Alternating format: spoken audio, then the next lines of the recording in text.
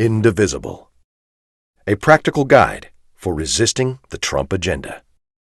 Former congressional staffers reveal best practices for making Congress listen. A note from the Indivisible team. Since this guide went live as a Google Doc, we've received an overwhelming flood of messages from people all over the country working to resist the Trump agenda. We're thrilled and humbled by the energy and passion of this growing movement. We'll be updating the guide based on your feedback and making it interactive ASAP.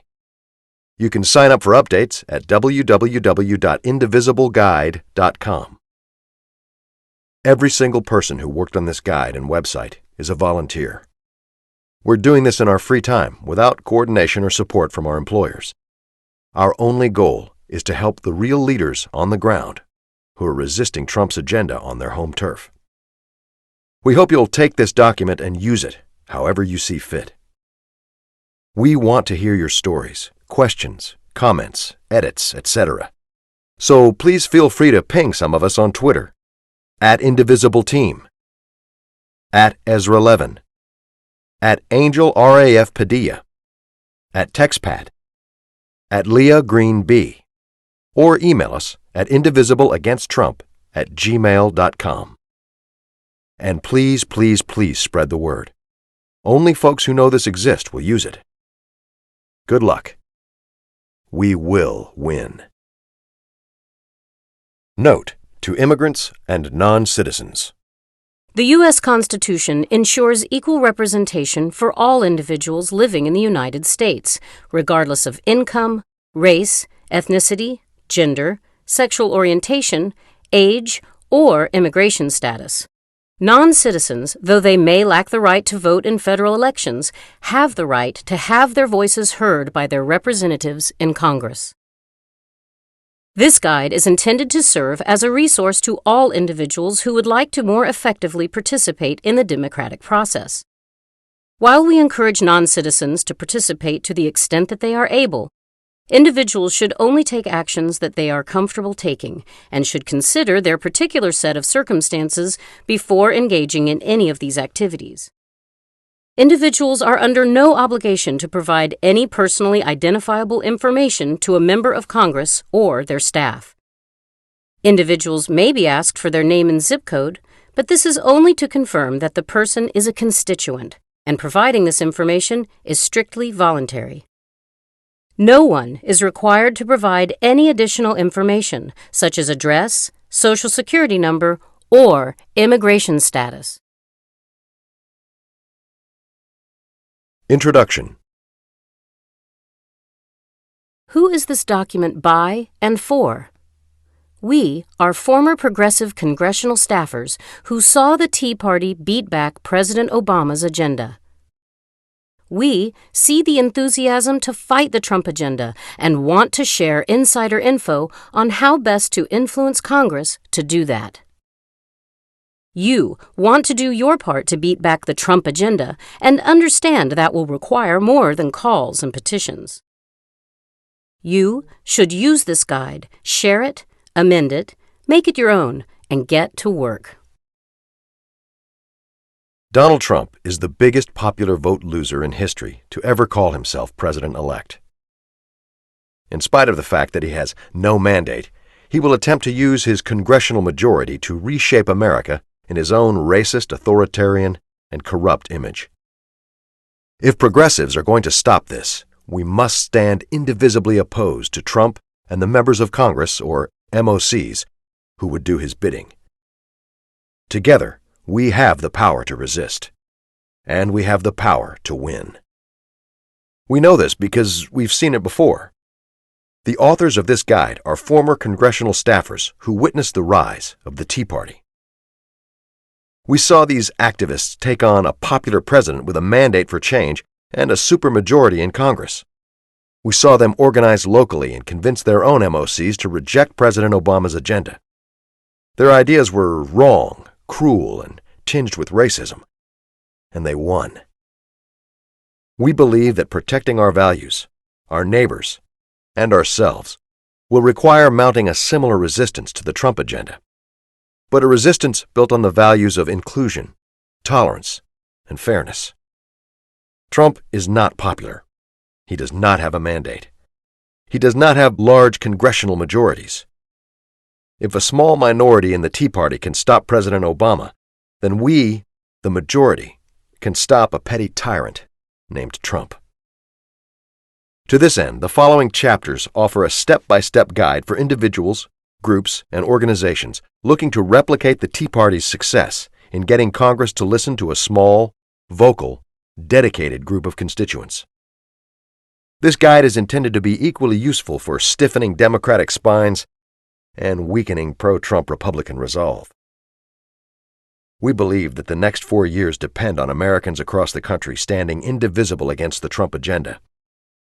We believe that buying into false promises or accepting partial concessions will only further empower Trump to victimize us and our neighbors. We hope that this guide will provide those who share that belief useful tools to make Congress listen. Summary. Here's a quick and dirty summary of this document. While this page summarizes top-level takeaways, the full document describes how to actually carry out these activities. Chapter 1. How Grassroots Advocacy Worked to Stop President Obama. We examine lessons from the Tea Party's rise and recommend 2 key strategic components. Number 1, a local strategy targeting individual members of Congress, MOCs. Number 2, a defensive approach purely focused on stopping Trump from implementing an agenda built on racism, authoritarianism, and corruption. Chapter 2. How your MOC thinks. Re-election, re-election, re-election, and how to use that to save democracy. MOCs want their constituents to think well of them, and they want good local press. They hate surprises, wasted time, and most of all, bad press that makes them look weak, unlikable, and vulnerable. You will use these interests to make them listen and act. Chapter 3. Identify or organize your local group. Is there an existing local group or network you can join? Or do you need to start your own? We suggest steps to help mobilize your fellow constituents locally and start organizing for action. Chapter 4. 4 local advocacy tactics that actually work. Most of you have 3 MOCs, 2 senators, and 1 representative. Whether you like it or not, they are your voices in Washington. Your job is to make sure they are, in fact, speaking for you. We've identified 4 key opportunity areas that just a handful of local constituents can use to great effect. Always record encounters on video, prepare questions ahead of time, coordinate with your group, and report back to local media. 1. Town halls. MOCs regularly hold public in-district events to show that they are listening to constituents. Make them listen to you, and report out when they don't. 2. Non-town hall events. MOCs love cutting ribbons and kissing babies back home. Don't let them get photo ops without questions about racism, authoritarianism, and corruption. 3. District office sit-ins/meetings. Every MOC has 1 or several district offices. Go there. Demand a meeting with the MOC. Report to the world if they refuse to listen. 4. Coordinated calls. Calls are a light lift, but can have an impact. Organize your local group to barrage your MOCs at an opportune moment about and on a specific issue. Chapter 1. How Grassroots Advocacy Worked to Stop President Obama. If they succeed, or even half succeed, the Tea Party's most important legacy may be organizational, not political. Jonathan Rauch.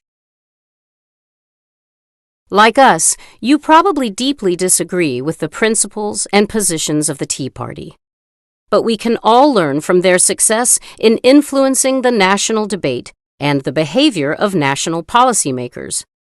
To their credit, they thought thoroughly about advocacy tactics, as the leaked town hall action memo demonstrates. This chapter draws on both research and our own experiences as former congressional staffers to illustrate the strengths of the Tea Party movement and to provide lessons to leverage in the fight against Trump's racism, authoritarianism, and corruption. The Tea Party's two key strategic choices. The Tea Party's success came down to two critical strategic elements. 1. They were locally focused. The Tea Party started as an organic movement built on small local groups of dedicated conservatives.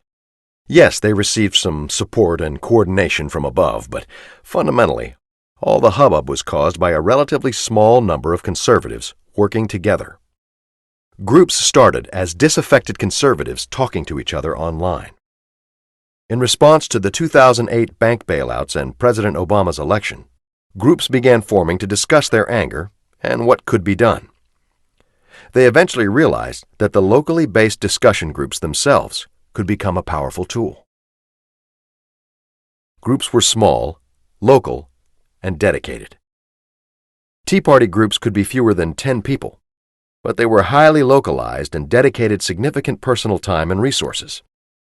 Members communicated with each other regularly, tracked developments in Washington, and coordinated advocacy efforts together. Groups were relatively few in number. The Tea Party was not hundreds of thousands of people spending every waking hour focused on advocacy. Rather, the efforts were somewhat modest. Only 1 in 5 self-identified Tea Partiers contributed money or attended events. On any given day in 2009 or 2010, only 20 local events, meetings, trainings, town halls, etc., were scheduled nationwide. In short, a relatively small number of groups were having a big impact on the national debate. What the Tea Party accomplished. The Tea Party organized to end hope for progressive reform under President Obama. Their members changed votes and defeated legislation, radically slowed federal policymaking, forced Republicans to reject compromise, shaped national debate over President Obama's agenda, paved the way for the Republican takeover in 2010 and Donald Trump today. These were real, tangible results by a group that represented only a small portion of Americans. The Tea Party's ideas were wrong.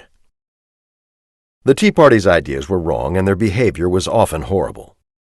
Their members ignored reality and made up their own facts, threatened anyone they considered an enemy, physically assaulted and spat on staff, shouted obscenities and burned people in effigy, targeted their hate not just at Congress, but also fellow citizens, especially people of color. We are better than this. We are the majority, and we don't need petty scare tactics to win. 2. They were almost purely defensive. The Tea Party focused on saying no to members of Congress on their home turf. While the Tea Party activists were united by a core set of shared beliefs, they actively avoided developing their own policy agenda. Instead, they had an extraordinary clarity of purpose, united in opposition to President Obama. They didn't accept concessions and treated weak Republicans as traitors. Groups focused on defense, not policy development. In response to the 2008 bank bailouts and President Obama's election, groups began forming to discuss their anger and what could be done. They eventually realized that the locally based discussion groups themselves could be a powerful tool. Groups rejected concessions to Democrats and targeted weak Republicans. Tea Partiers viewed concessions to Democrats as betrayal. This limited their ability to negotiate, but they didn't care. Instead, they focused on scaring congressional Democrats and keeping Republicans honest. As a result, few Republicans spoke against the Tea Party for fear of attracting blowback. Groups focused on local congressional representation. Tea Partiers primarily applied this defensive strategy by pressuring their own local MOCs. This meant demanding that their representatives and senators be their voice of opposition on Capitol Hill. At a tactical level, the Tea Party had several replicable practices, including showing up to the MOC's town hall meetings and demanding answers, showing up to the MOC's office and demanding a meeting, coordinating blanket calling of congressional offices at key moments. Using these lessons to fight the Trump agenda. For the next 2 years, Donald Trump and congressional Republicans will control the federal government, but they will depend on just about every MOC to actually get laws passed.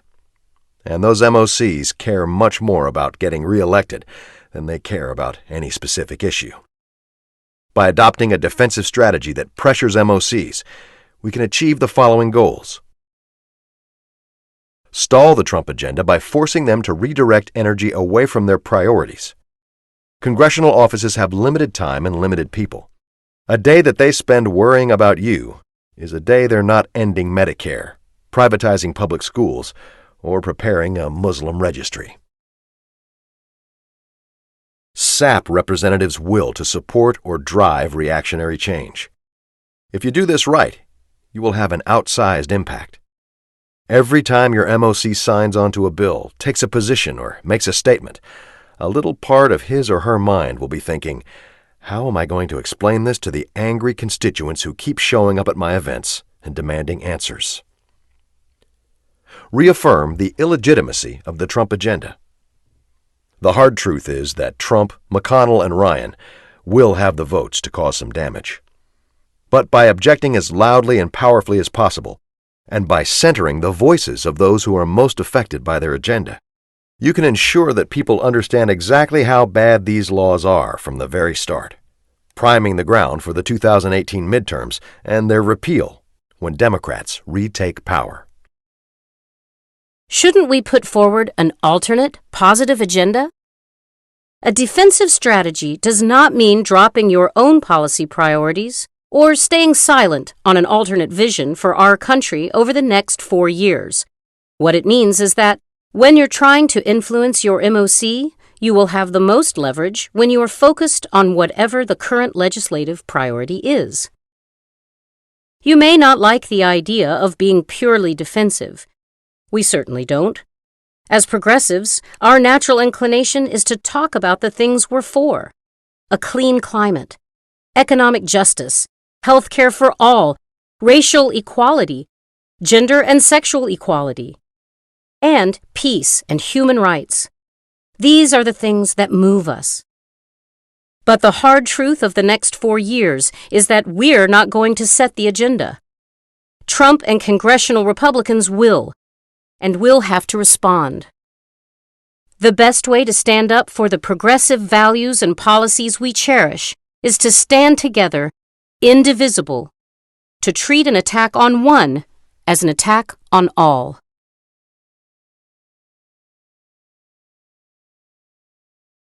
Chapter 2.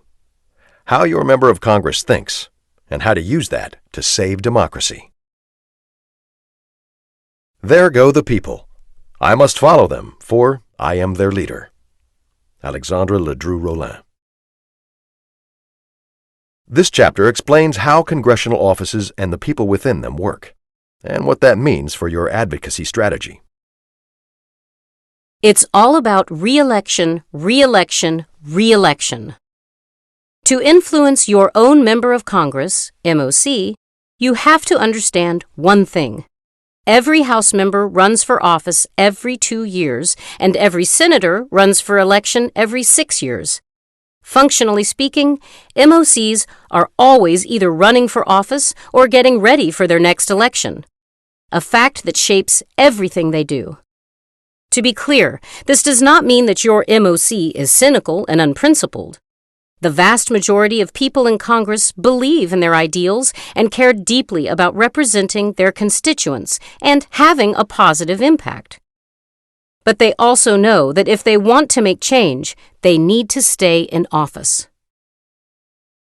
This constant re-election pressure means that MOCs are enormously sensitive to their image in the district or state, and will work very hard to avoid signs of public dissent or disapproval.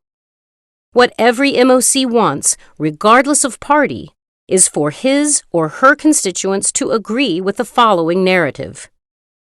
My MOC cares about me, shares my values, and is working hard for me. What every MOC wants their constituents to think. Help! My member of Congress is in a safe district. If your actions threaten this narrative, then you will unnerve your MOC and change their decision-making process. If your MOC is in a heavily Democratic or Republican district, you may assume that they have a safe seat, and there's nothing you can do to influence them. This is not true. The reality is that no MOC ever considers themselves to be safe from all threats. MOCs who have nothing to fear from a general election still worry about primary challenges. More broadly, no one stays an MOC without being borderline compulsive about protecting their image. Even the safest MOC will be deeply alarmed by signs of organized opposition, because these actions create the impression that they're not connected to their district and not listening to their constituents. Help! My MOCs are actually pretty good. Congratulations! Your senators and representatives are doing what they should do to fight racism, authoritarianism, and corruption. They're making the right public statements, co-sponsoring the right bills, and voting the right way. So, how does this change your strategy? 2 key things to keep in mind. Do not switch to targeting other MOCs who don't represent you. They don't represent you, and they don't care what you have to say. Stick with your own local MOCs. Do use this guide to engage with your MOCs locally. Instead of pressuring them to do the right thing, praise them for doing the right thing. This is important because it will help ensure that they continue to do the right thing. Congressional staff are rarely contacted when the MOC does something good. Your efforts locally will provide highly valuable positive reinforcement. What does an MOC's office do and why? An MOC's office is composed of roughly 15 to 25 staff for House offices and 60 to 70 for Senate offices, spread across D.C. and 1 or several district offices. MOC offices perform the following functions. Constituent services.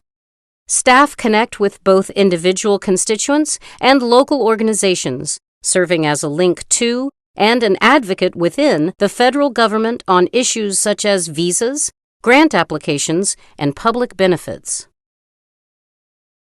Communicate with constituents directly. Staff take calls, track constituent messages, and write letters to stay in touch with constituents' priorities. Follow up on specific policy issues that constituents have expressed concern about, and reinforce the message that they are listening. Meet with constituents. MOCs and staff meet with constituents to learn about local priorities and build connections. Seek and create positive press. Staff try to shape press coverage and public information to create a favorable image for the MOC. Host and attend events in district. Representatives host and attend events in the district to connect with constituents, understand their priorities, and get good local press. Actual legislating. MOCs and staff decide their policy positions, develop and sponsor bills, and take votes based on a combination of their own beliefs, pressure from leadership and lobbyists, and pressure from their constituents. What your MOC cares about. When it comes to constituent interactions, MOCs care about things that make them look good, responsive, and hardworking to the people of their district. In practice, that means that they care about some things very much and other things very little. Your MOC cares a lot about verified constituents from the district or state for senators. Advocacy that requires effort. The more effort, the more they care. Calls, personal emails, and especially showing up in person in the district. local press and editorials, maybe national press. An interest group's endorsement. Groups of constituents, locally famous individuals, or big individual campaign contributors. Concrete asks that entail a verifiable action. Vote for a bill, make a public statement, etc. A single ask in your communication, letter, email, phone call, office visit, etc. Your MOC doesn't care much about people from outside the district or state for senators. Form letters, a tweet or a Facebook comment, unless they generate widespread attention. Wonky DC-based news. This one kind of depends on the MOC. Your thoughtful analysis of the proposed bill. A single constituent. General ideas about the world. A laundry list of all the issues you're concerned about. What your MOC is thinking, good outcome versus bad outcome.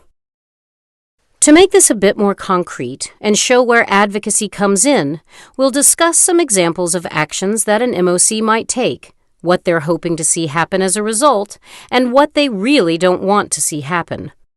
Some MOCs will go to great lengths to avoid bad outcomes, even as far as changing their positions or public statements. Example action. Letter to a constituent. Desired outcome. Constituent feels happy that their concerns were answered. Bad outcome. Constituent posts letter on social media saying it didn't answer their question or wasn't answered for weeks or months. Calls Congressman Bob unresponsive and untrustworthy. Example action. In-district event. Desired outcome. Local newspaper reports that Congresswoman Sarah appeared at opening of new bridge, which she helped secure funding for. Bad outcome. Local newspaper reports that protesters barraged Congresswoman Sarah with questions about corruption in the infrastructure bill. Example action.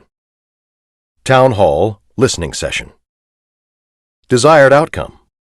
Local newspaper reports that Congressman Bob hosted a town hall and discussed his work to balance the budget. Bad outcome. Local newspaper reports that angry constituents strongly objected to Congressman Bob's support for privatizing Medicare. Example action. Policy position. Desired outcome. Congresswoman Sarah votes on a bill and releases a press statement hailing it as a step forward. Bad outcome.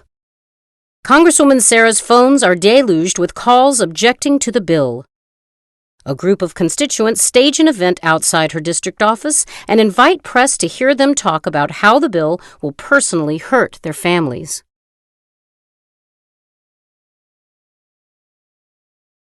Chapter 3. Organizing a local group to fight for your congressional district. We need in every bay and community a group of angelic troublemakers. Bayard Rustin. The Tea Party formed organically as conservatives upset about the 2008 election came together in local discussion groups. We believe the same thing is happening now across the country as progressives, in person, in already existing networks, and on Facebook, come together to move forward. The big question for these groups is, what's next?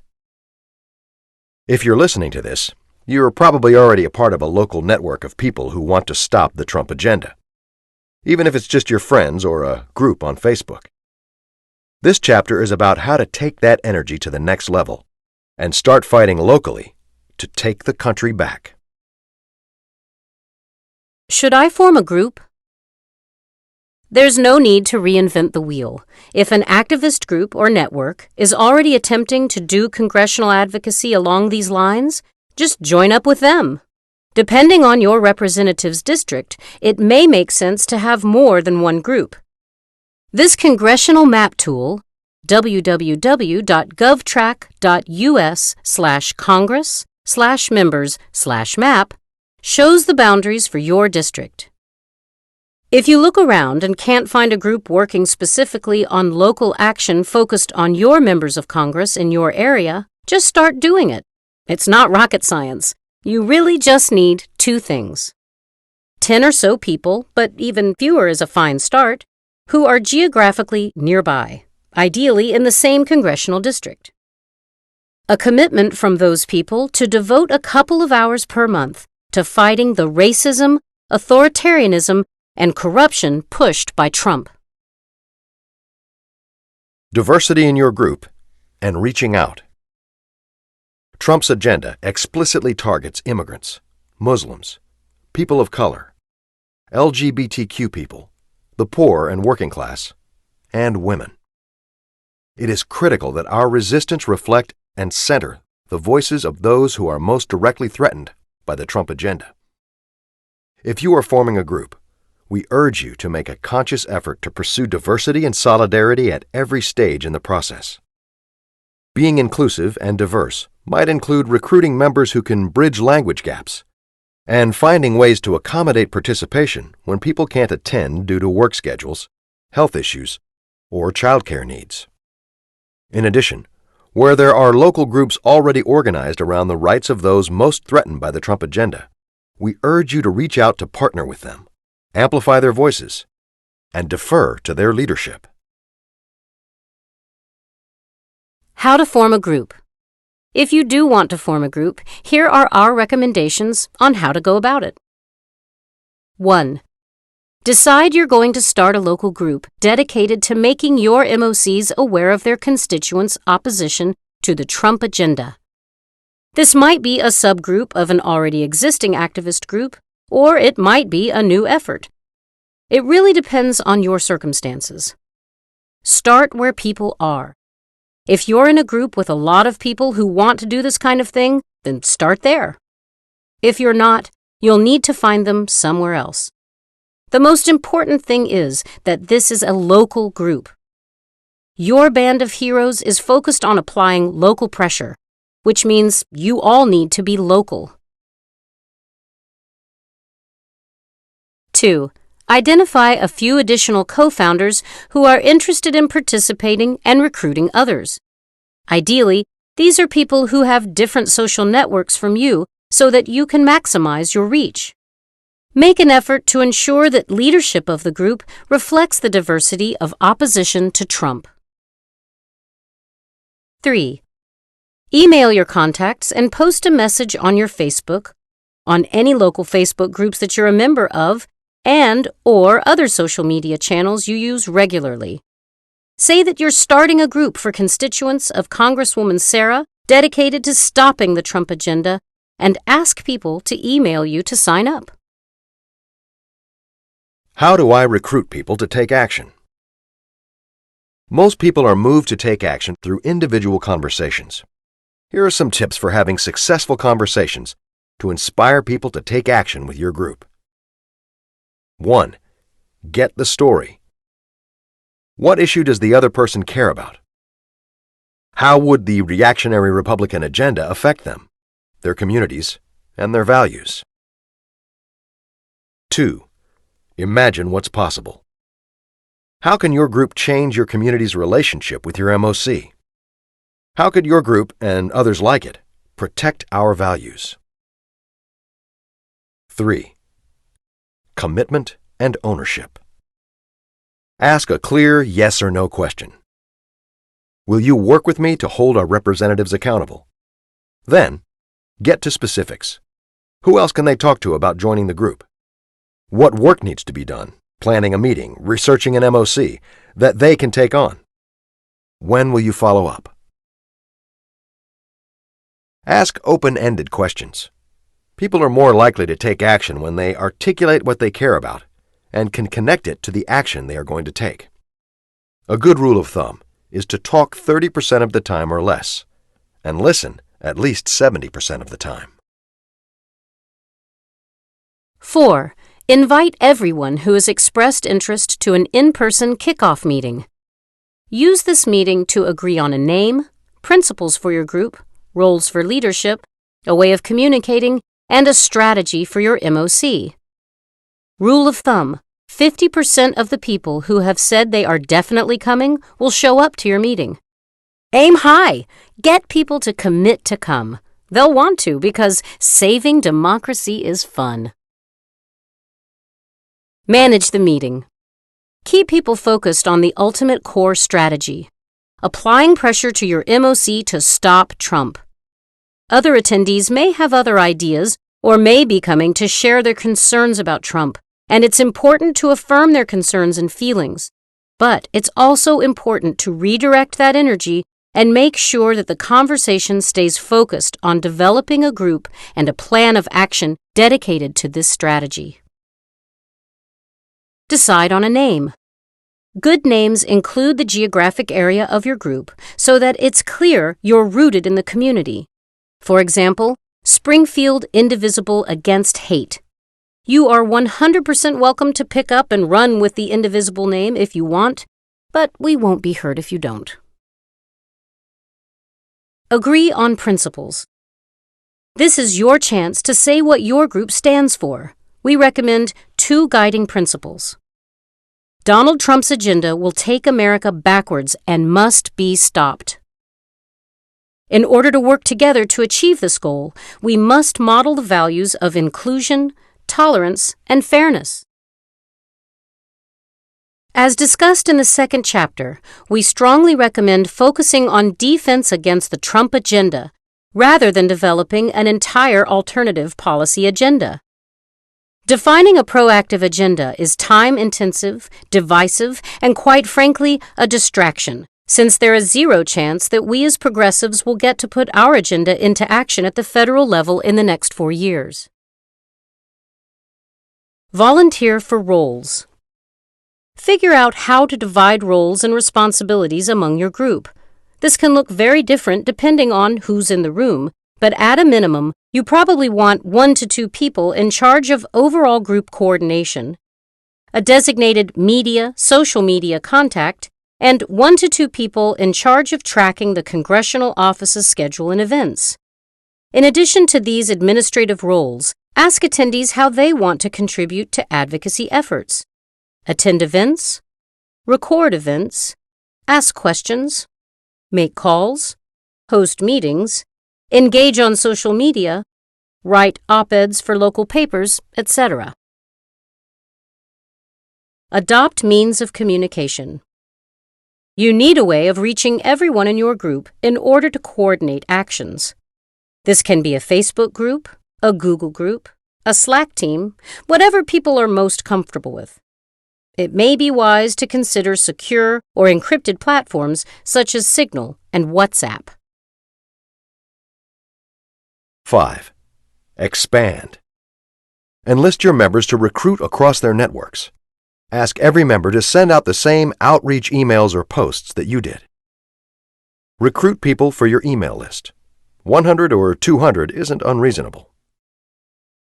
We strongly recommend making a conscious effort to diversify your group, and particularly to center around and defer to communities of people who are most directly affected by the Trump administration's racism, xenophobia, transphobia, homophobia, and antipathy towards the poor. This could include both reaching out through your own networks and forming relationships with community groups that are already working on protecting the rights of marginalized groups. Already have a group? Sign up at www.indivisible.com. We're creating a public directory of groups to help you make connections on your home turf. We'll also be sending special updates to group leaders to help build local congressional action plans. Your group may be pursuing the Indivisible strategy as your main goal or as part of a broader mission. Whatever works. Chapter 4. 4 local advocacy tactics that actually work. Every moment is an organizing opportunity. Every person a potential activist. Every minute a chance to change the world. Dolores Huerta. This chapter describes the nuts and bolts of implementing 4 advocacy tactics to put pressure on your 3 members of Congress, your representative, and 2 senators. Before we get there, though, there's a few things all local groups should do. Begin with these 5 steps to gather intel. Before anything else, take the following 5 steps to arm yourself with information necessary for all future advocacy activities. 1.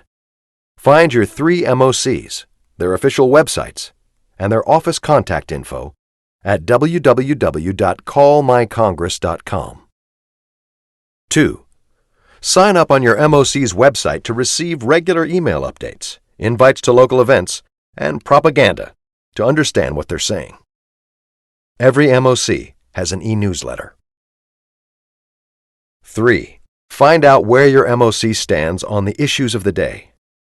Appointments of white supremacists, tax cuts for the rich, etc. Review their voting history at votesmart.org. Research their biggest campaign contributors at opensecrets.org. 4. Set up a Google News alert at google.com/alerts. For example, for Representative Bob Smith, to receive an email whenever your MOC is in the news. 5. Research on Google News, google.com/news, what local reporters have written about your MOC. Find and follow them on Twitter and build relationships. Before you attend or plan an event, reach out and explain why your group is protesting, and provide them with background materials and a quote. Journalists on a deadline, even those who might not agree with you, appreciate when you provide easy material for a story. Note on safety and privilege. We do not yet know how Trump supporters will respond to organized shows of opposition, but we have seen enough to be very concerned that minorities will be targeted or singled out. Plan your actions to ensure that no one is asked to take on a role that they're not comfortable with, especially those roles that call for semi-confrontational behavior. And be mindful of the fact that not everyone is facing an equal level of threat. Members of your group who enjoy more privilege should think carefully about how they can ensure that they are using their privilege to support other members of the group. If you are concerned about potential law enforcement intimidation, consider downloading your state's version of the ACLU Mobile Justice app to ensure that any intimidating behavior is captured on film. Opportunity 1. Town halls and listening sessions. MOCs regularly hold town halls or public listening sessions throughout their districts or state. Tea Partiers use these events to great effect, both to directly pressure their MOCs and to attract media to their cause. Preparation. 1.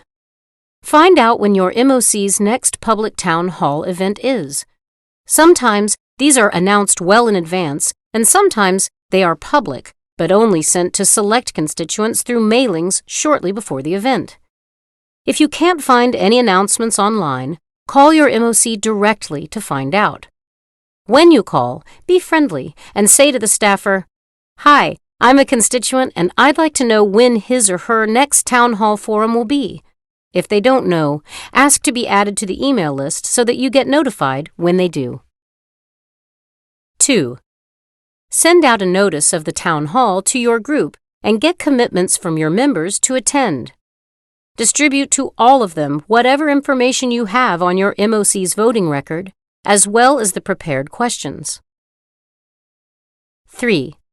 Prepare several questions ahead of time for your group to ask. Your questions should be sharp and fact-based, ideally including information on the MOC's record, votes they've taken, or statements they've made. Thematically, they should focus on a limited number of issues to maximize impact. Prepare 5 to 10 of these questions and hand them out to your group ahead of the meeting. Example question. I and many district families in Springfield rely on Medicare. I don't think we should be rationing health care for seniors, and the plan to privatize Medicare will create serious financial hardship for seniors who can't afford it. You haven't gone on the record opposing this.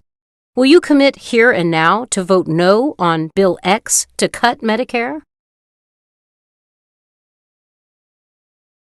Should I bring a sign? Signs can be useful for reinforcing the sense of broad agreement with your message. However, if you're holding an oppositional sign, staffers will almost certainly not give you or the people with you the chance to get the mic or ask a question. If you have enough people to both ask questions and hold signs, though, then go for it. At the town hall. 1. Get there early. Meet up and get organized. Meet outside or in the parking lot for a quick huddle before the event. Distribute the handout of questions and encourage members to ask the questions on the sheet or something similar. 2. Get seated and spread out. Head into the venue a bit early to grab seats at the front half of the room, but do not all sit together. Sit by yourself or in groups of 2 and spread out throughout the room. This will help reinforce the impression of broad consensus. 3. Make your voices heard by asking good questions. When the MOC opens the floor for questions, everyone in the group should put your hands up and keep them there. Look friendly or neutral so that staffers will call on you. When you're asking a question, remember the following guidelines. Stick with the prepared list of questions. Don't be afraid to read it straight from the printout if you need to. Be polite, but persistent, and demand real answers. MOCs are very good at deflecting or dodging questions they don't want to answer. If the MOC dodges, ask a follow-up question. If they aren't giving you real answers, then call them out for it. Other group members around the room should amplify by either booing the MOC or applauding you. Don't give up the mic until you're satisfied with the answer.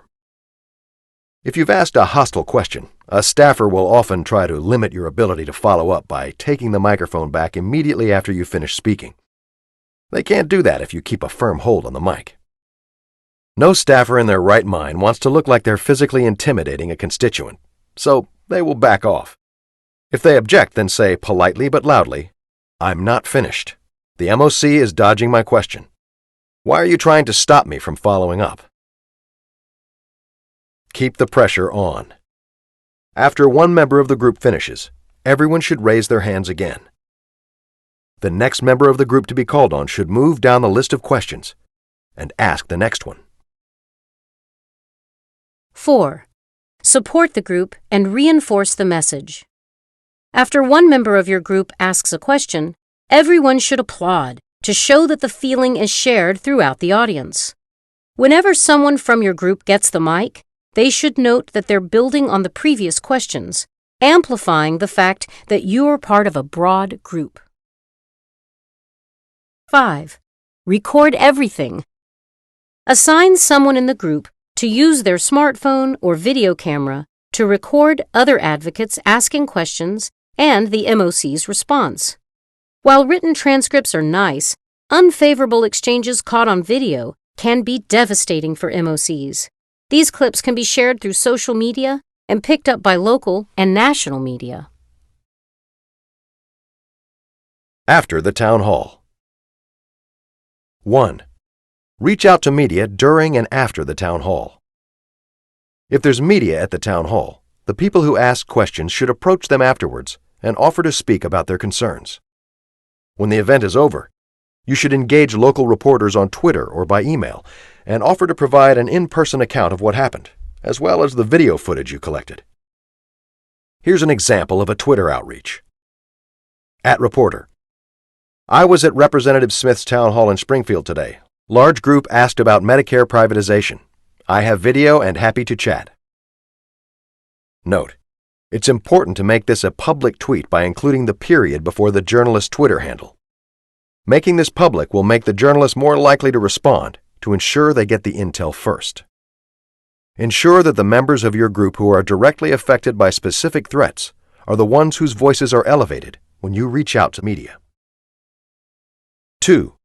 Share everything. Post pictures, video, your own thoughts about the event, etc. to social media afterwards. Tag the MOC's office and encourage others to share widely. Opportunity 2. Other local public events.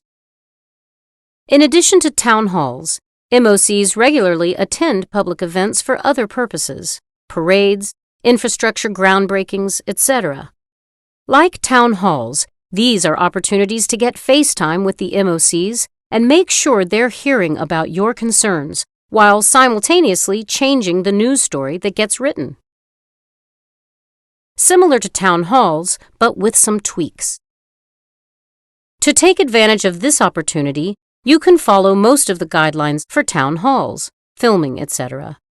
However, because these events are not designed for constituent input, you will need to think creatively about how to make sure your presence and message comes through loud and clear. Tactics for these events may be similar to more traditional protests, where you're trying to shift attention from the scheduled event to your own message. 1. Optimize visibility. Unlike in town halls, you want your presence as a group to be recognizable and attention-getting at this event. It may make sense to stick together as a group, wear relatively similar clothing or message shirts, and carry signs in order to be sure that your presence is noticeable. 2. Be prepared to interrupt and insist on your right to be heard. Since you won't get the mic at an event like this, you have to attract attention to yourself and your message. Agree beforehand with your group on a simple message focused on a current or upcoming issue. Coordinate with each other to chant this message during any public remarks that your MOC makes. This can be difficult and a bit uncomfortable, but it sends a powerful message to your MOC that they won't be able to get press for other events until they address your concerns. 3. Identify and try to speak with reporters on the scene. Be polite, friendly, and stick to your message. For example, we're here to remind Congresswoman Sarah that her constituents are opposed to Medicare cuts. You may want to research in advance which local reporters cover MOCs or relevant beats, so that you know who to be looking for. 4. Hold organizational hosts accountable. Often, events such as these will be hosted by local businesses or nonpartisan organizations, groups that don't want controversy or to alienate the community. Reach out to them directly to express your concern that they are giving a platform to pro-Trump authoritarianism, racism, and corruption. If they persist, use social media to express your disappointment. This will reduce the likelihood that these organizations will host the Trump-friendly MOC in the future. MOCs depend on invitations like these to build ties and raise their visibility, so this matters to them. Opportunity 3. In-office visits, sit-ins. Every MOC has at least one district office, and many MOCs have several spread through their district or state. These are public offices, open for anybody to visit. You don't need an appointment. You can take advantage of this to stage a sort of impromptu town hall meeting by showing up with a small group. It is much harder for district or DC staff to turn away a group than a single constituent, even without an appointment. 1. Find out where your MOC's local offices are. The official webpage for your MOC will list the address of every local office. You can find those web pages easily through a simple Google search. In most cases, the URL for the House member will be www.lastname.house.gov, and the URL for Senate offices is www.lastname.senate.gov. 2. Plan a trip when the MOC is there. Most MOC district offices are open only during regular business hours, 9 a.m. to 5 p.m. While MOCs spend a fair amount of time in Washington, they are often in district on Mondays and Fridays, and there are weeks designated for MOCs to work in district. The MOC is most likely to be at the main office, the office in the largest city in the district, and where the MOC's district director works. Ideally, plan a time when you and several other people can show up together. 3. Prepare several questions ahead of time. As with the town halls, you should prepare a list of questions ahead of time. 4. Politely but firmly ask to meet with the MOC directly. Staff will ask you to leave or, at best, offer to take down your concerns, Don't settle for that. You want to speak with the MOC directly. If they are not in, ask when they will next be in. If the staffer doesn't know, tell them you will wait until they find out. Sit politely in the lobby. Note, on any given weekend, the MOC may or may not actually come to that district office. 5. Note that office sit-ins can backfire, so be very thoughtful about the optics of your visit. This tactic works best when you are protesting an issue that directly affects you and/or members of your group. For example, seniors and caregivers on Medicare cuts, or Muslims and allies protesting a Muslim registry. Being polite and respectful throughout is critical. 6. Meet with the staffer. Even if you are able to get a one-off meeting with the MOC, you are most often going to be meeting with their staff. In district, the best person to meet with is the district director, or the head of the local district office you're visiting. There are real advantages to building a relationship with these staff. In some cases, they may be more open to progressive ideas than the MOC, him or herself, and having a good meeting with and building a relationship with a supportive staff member can be a good way to move your issue up the chain of command. Follow these steps for a good staff meeting. Have a specific ask. For example, vote against X, co-sponsor Y, publicly state Z, etc. Leave staff with a brief write-up of your issue, with your ask clearly stated. Share a personal story of how you or someone in your group is personally impacted by the specific issue, healthcare, immigration, Medicare, etc. Be polite. Yelling at the underpaid, overworked staffer won't help your cause. Be persistent. Get their business card and call or email them regularly. Ask if the MOC has taken action on the issue. 7. Advertise what you're doing. Communicate on social media and with the local reporters you follow what is happening. Take and send pictures and videos with your group. At Congresswoman Sarah's office with 10 other constituents to talk to her about privatizing Medicare. She refuses to meet with us, and staff won't tell us when she will come out. We're waiting. Opportunity 4. Mass calls. Mass office calling is a light lift, but it can actually have an impact. Tea Partiers regularly flooded congressional offices with calls at opportune moments, and MOCs noticed. 1. Find the phone numbers for your MOCs. Again, you can find your local MOCs and their office phone numbers at www.callmycongress.com. 2. Prepare a single question per call. For in-person events, you want to prepare a host of questions.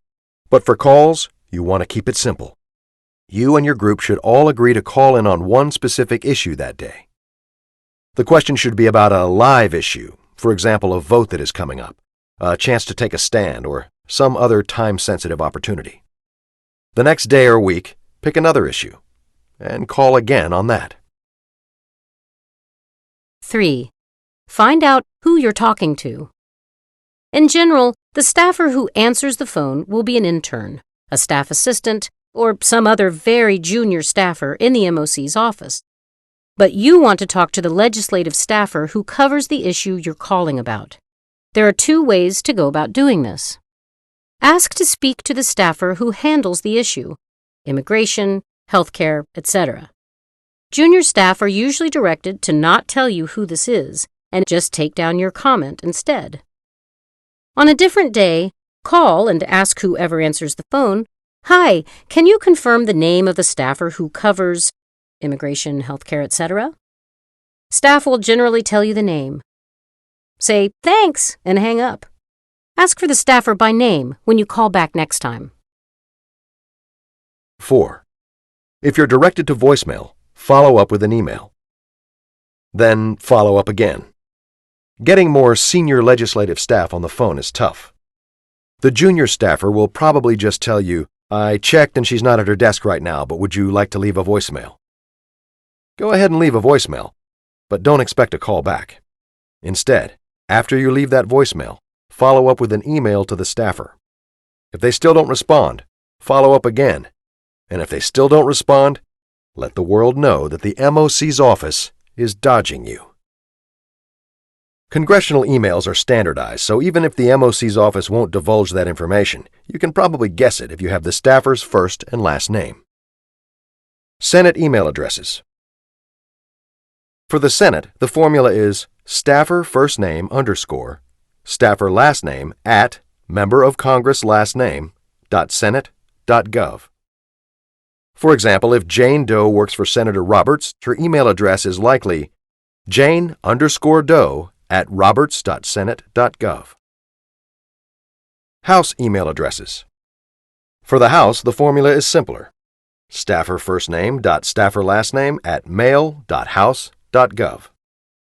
For example, if Jane Doe works in the House, her email address is likely jane.doe @mail.house.gov. 5. Keep a record of the conversation. Take detailed notes on everything the staffer tells you. Direct quotes are great, and anything they tell you is public information that can be shared widely. Compare notes with the rest of your group and identify any conflicts in what they're telling constituents. 6. Report back to media and your group. Report back to both your media contacts and your group what the staffer said when you called. Sample call dialogue. Congresswoman Sarah's office, how can I help you? Hi there. I'm a constituent of Congresswoman Sarah's. Can I please speak with the staffer who handles presidential appointments issues? I'm happy to take down any comments you may have. Can I ask for your name and address to verify you're in the Congresswoman's district? Sure thing. Gives name and address. Can I ask who I'm speaking with? Yes, this is Jeremy Smith. Thanks, Jeremy. I'm calling to ask what the Congresswoman is doing about the appointment of Steve Bannon to serve in the White House. Bannon is reported as saying he didn't want his children to go to a school with Jews, and he ran a website that promoted white nationalist views.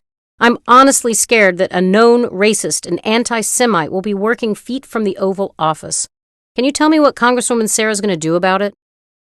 Well, I really appreciate you calling and sharing your thoughts. I, of course, can't speak for the Congresswoman because I'm just a staff assistant, but I can tell you that I'll pass your concerns on to her. I appreciate that, Jeremy, but I don't want you to just pass my concerns on. I would like to know what the Congresswoman is doing to stop this. If they stick with this I'm just a staffer line, ask them when a more senior staffer will get back to you with an answer to your question. I'm afraid we don't take positions on personnel appointments. Why not? Personnel appointments are the president's responsibility. We have no control over them. But Congresswoman Sarah has the ability to speak out and say that this is unacceptable. Other members of Congress have done so. Why isn't Congresswoman Sarah doing that? As I said, this is the president's responsibility. It's not our business to have a position on who he chooses for his staff. It is everyone's business if a man who promoted white supremacy is serving as an advisor to the president. The Congresswoman is my elected representative, and I expect her to speak out on this. I'll pass that on. I find it unacceptable that the Congresswoman refuses to take a position. I'll be notifying my friends, family, and local newspaper that our Congresswoman doesn't think it's her job to represent us or actually respond to her constituents' concerns. Conclusion. Change will not come if we wait for some other person or some other time. We are the ones we've been waiting for. We are the change that we seek. President Barack Obama. We wrote this guide because we believe that the coming years will see an unprecedented movement of Americans rising up across the country to protect our values, our neighbors, and ourselves. Our goal is to provide a practical understanding of how your members of Congress think, and how you can demonstrate to them the depth and power of the opposition to Donald Trump and the Republican congressional overreach. This is not a panacea, nor is it intended to stand alone. We strongly urge you to marry the strategy in this guide with a broader commitment to creating a more just society, building local power, and addressing systemic injustice and racism. Finally, this guide is intended as a work in progress, one that we hope to continue updating as the resistance to the Trump agenda takes shape. We are happy to offer support to anybody interested in building on the tactics outlined in this guide, and we hope that if you find it useful or put any of the tactics described above into action, that you'll let us know how it goes. Feel free to ping some of us on Twitter with questions, edits, recommendations, feedback, and stories about what is helpful here, etc. At Indivisible Team, at Ezra Levin, at Angel RAF Padilla, at TextPat, at Leah Green B, or email indivisibleagainsttrump@gmail.com. Good luck. We will win.